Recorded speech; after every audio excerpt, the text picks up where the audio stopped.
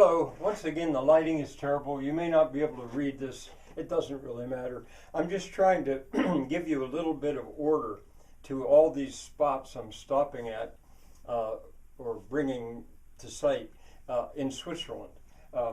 There is an order to it. My purpose is not to show you how beautiful Switzerland is or to say you need to go there. No, it's to tell you that I've seen things in the Alps in general that could apply to Roaring Spring.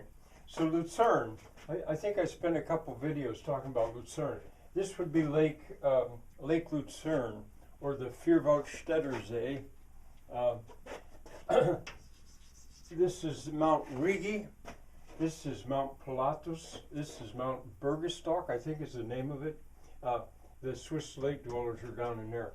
Well, when you leave Lucerne, or when in my mind, I leave Lucerne, I take a rail. There's a rail that goes this way and goes on, but there's also a rail that goes up a different valley, up to at the very top of the pass. It's called the Brunig Pass.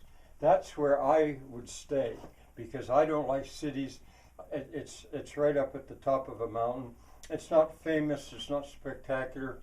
Although I should say that if you go then down this way a little bit, you come to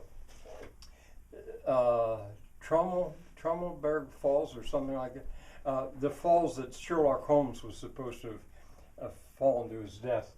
That's right in there. But anyway, what's Ballenberg? All right, this is, okay, Ballenberg is a museum. It's an open-air museum, a little bit like Old Bedford Village, but 6 times bigger and better, 4 times anyway. I don't think I'll talk about it, but I do want to say that's where that would be. I would go there if I were there. Then you go down this pass. This is a mountain range. If you go down this pass, Interlaken, that means between lakes. And there's Lake Brunig Lake, and I don't know what this one is. Right up there, if you go up a valley there, you come to the most famous falls probably in all of Europe. Lauterbrunnen it is. It's a huge falls.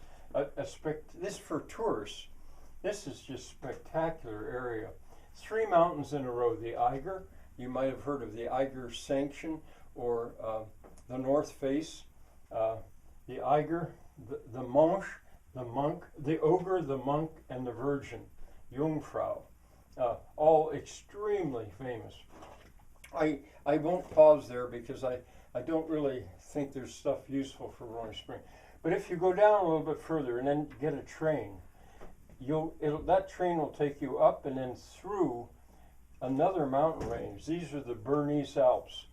And there I'm going to talk about the town of Osterberg. It's just a little village. I'll talk about that a little bit. You have to go, you'd go down to Brieg is the city. I know you can't even read these now, B-R-I-G. And then you could head toward Geneva. But very close to that, Zermatt, another train ride, would take you up to the bottom of the Matterhorn. I won't be talking about that, I don't think. And Lausanne is a city at the end of Lake Geneva.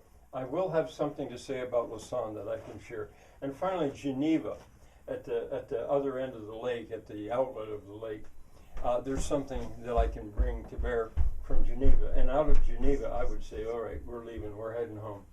I don't know if that made sense to you at all. I could make lots of sense out of this if I'd take my time and whatever. Bye for now.